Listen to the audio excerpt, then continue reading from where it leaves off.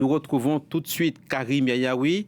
Vous êtes sur les champs. Karim, le programme de la matinée, comment est-ce qu'il se présente? Le défilé démarre dans, un peu moins d'une heure.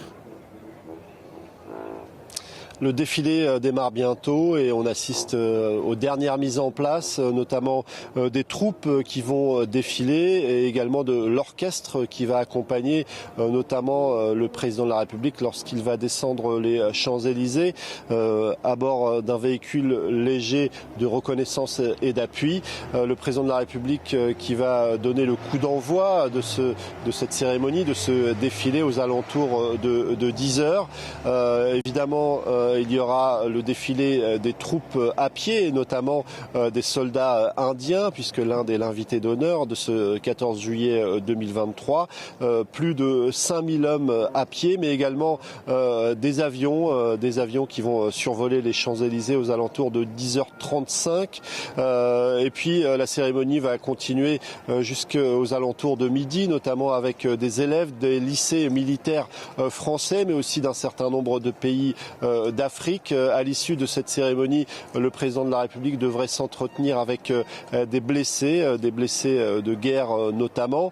Et puis c'est aussi un 14 juillet sous le signe de la mémoire, se souvenir des sacrifices passés, mais également sous le signe de la stratégie avec des partenaires privilégiés, notamment comme l'Inde, même s'il y a un certain nombre d'autres pays qui sont conviés, une quinzaine, à cette cérémonie, à ces célébrations du 14 juillet. Sur l'Inde, justement, Karim Yayaoui, rappelez-nous quel est le sens de la présence de Narendra Modi en tant qu'invité d'honneur à ces festivités.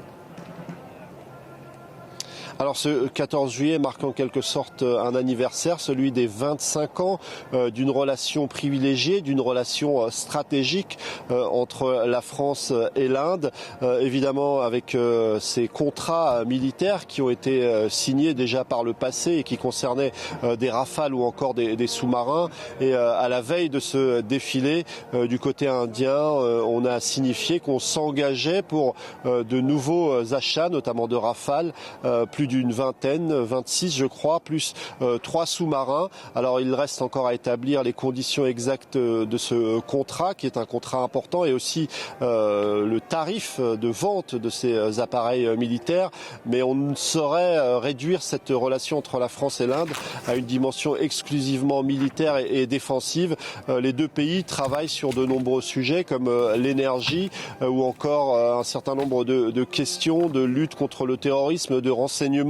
Emmanuel Macron veut faire de l'Inde un pilier de sa stratégie dans l'Indo-Pacifique. Alors un certain nombre de voix se sont élevées pour dire attention, puisque le Premier ministre indien est régulièrement critiqué par un certain nombre d'ONG à cause de la tournure autoritaire qu'a pris son régime depuis qu'il est au pouvoir. Alors il a été élu de façon régulière, entre guillemets. C'est les urnes qui ont décidé de son arrivée au pouvoir, mais un certain nombre de voix soulignent tout de même le tour de vis qu'il a mis en place dans son pays en ce qui concerne les droits humains. Ce n'est sans doute pas un sujet qui sera évoqué, mais évidemment, c'était quelque chose qu'on a pu lire ces derniers jours. En tout cas, l'Inde, c'est aussi un partenaire sur les questions internationales et notamment la question ukrainienne.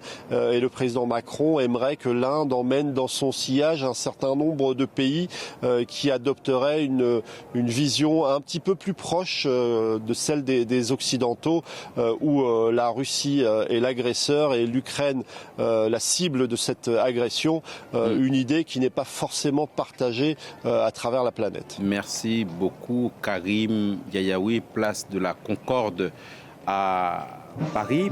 Ce 14 juillet